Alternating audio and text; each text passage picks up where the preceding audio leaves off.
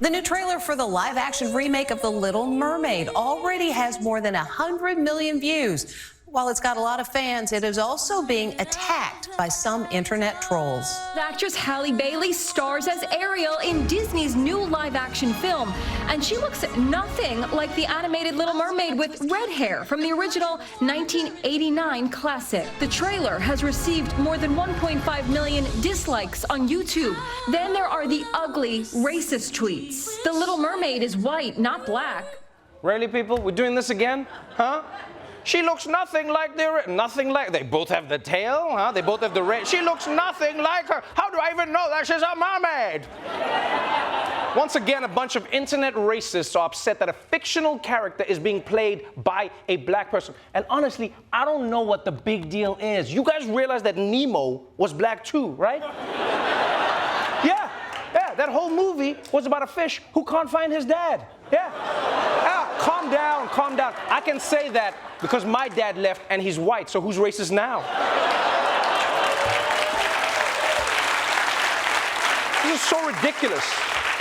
First of all, of course, the Little Mermaid is black, all right? Everyone whose name starts with Lil is black. Lil Wayne, Lil Nas X, Lil Kim. Honestly, if you heard that there was a woman named Little Mermaid, you just assume that she's on a track with Cardi B, you know? With my wet ass flippers. So look,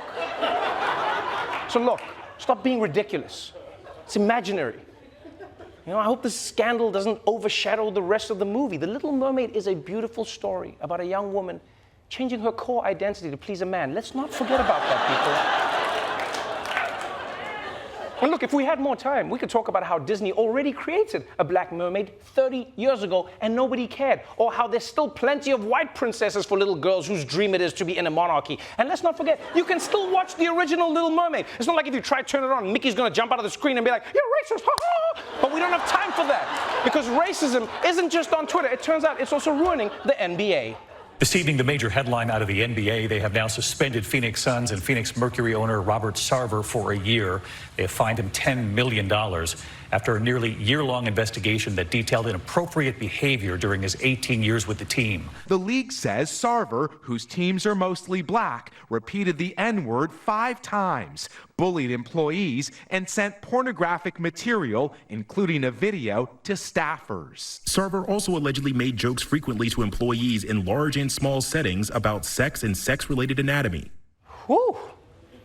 They say this guy was using the N-word, he was bullying people, and there was sexual harassment. That's a triple-double in HR violations. I mean, how do you justify sending porn to your employees? What are you doing? Huh? What's the rationale? Just being like, do you see that gangbang video that I emailed you? Well, that's the kind of teamwork I want to see on the court tonight, people. Come on, get out there. Now, to be fair, Sarver wasn't calling black people the N-word, all right? He was just allegedly repeating black people's use of the N-word and then complaining about why he couldn't say it, but they could. But he was saying it. So he isn't necessarily racist, but he's definitely a moron. And here's what I don't get. If you're someone who wants to walk around saying the N-word, then pretty much the worst place in the world for you is the NBA. It's like, I love saying the N-word and I hate the sound of squeaky shoes. Well, my man, you chose the wrong field. Now, if we had more time, we could talk about whether or not a 1-year suspension is enough of a punishment for what this owner has done. Because if you can't learn in 5 minutes that you shouldn't be saying the N-word, and I'm not sure that a year is going to help, but we don't have the time for that. Because while the NBA is dealing with one bad owner, there's a scandal in the chess world right now that is shaking the entire sport.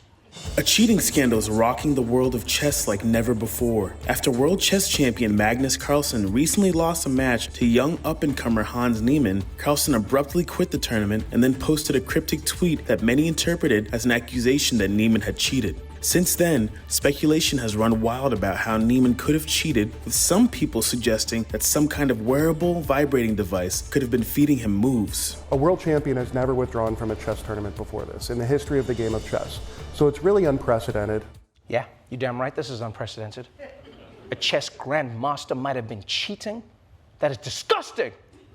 The game of chess is sacred. It's an ancient game of skill and strategy with the little horses that you play with. L shape.